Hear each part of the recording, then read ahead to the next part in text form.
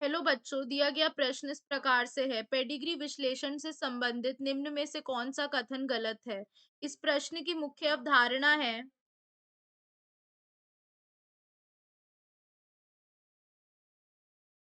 Pedigree विश्लेषण।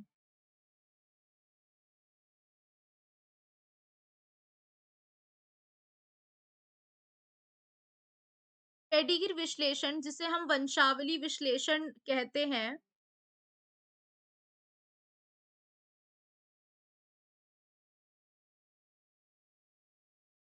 वंशावली विश्लेषण कहते हैं, इसमें एक प्रकार का चार्ट होता है जिसके अंतर्गत किसी एक परिवार के उन लोगों को सम्मिलित किया जाता है।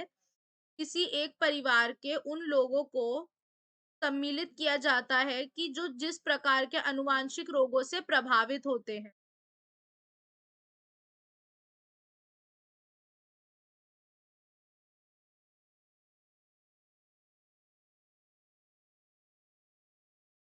रोगों से प्रभावित हुए होते हैं और उन्हें एक पेड़ की शाखाओं के रूप में प्रदर्शित किया जाता है।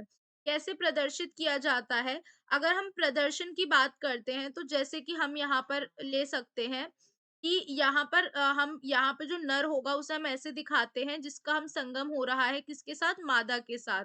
तो यह क्या होती हैं? 4 तरह की संतति बनाएँगी, एक नर बनाएँगी, ये मादा है, मादा और यहाँ पे नर। तो अगर मान लीजिए कि नर क्या है? प्रभावी है, यानी ये है जो होता है ये रोग कर रहा है और मादा में संतति मादा में यह रोग आ रहा है, तो यानी यह कैसा होगा? एक्स से संलग्न होगा क्योंकि नर में क्या पाए जाते हैं? एक्स वाई और मादा में जा रहा है तो यानी इसका एक्स होगा जो क्या होगा?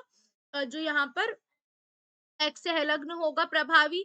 तो यह प्रभावी और अप्रभावी दर्शा रहा है। तो अब पहला हमसे क्या कह रहा है? यह प्रमाणित करता है कि डीएनए आनुवंशिक सूचनाओं का वाहक है, तो यह गलत है। यह समझाने में सहायता करता है कि प्रश्न में दिए गए लक्षण प्रभावी हैं, अप्रभावी, ये बिल्कुल सही है। यह प्रमाणित करता है लक्षण किसी ऑटोज़ोम से संलग्न होते हैं, बिल्कुल सही, क्योंकि ये क्या दिखा रहा है? एक्स से संलग्न दिखा रहा है। ये एक विशेष लक्षण की वंशानुगति का पता लगने में मदद करता है, यह भी सही है। तो पूछा है कौन सा कथन गलत है? तो हमारा विकल्प कौन सा सही हो जाएगा? ए। आशा करती हूँ आपको समझ में आया होगा। धन्यवाद।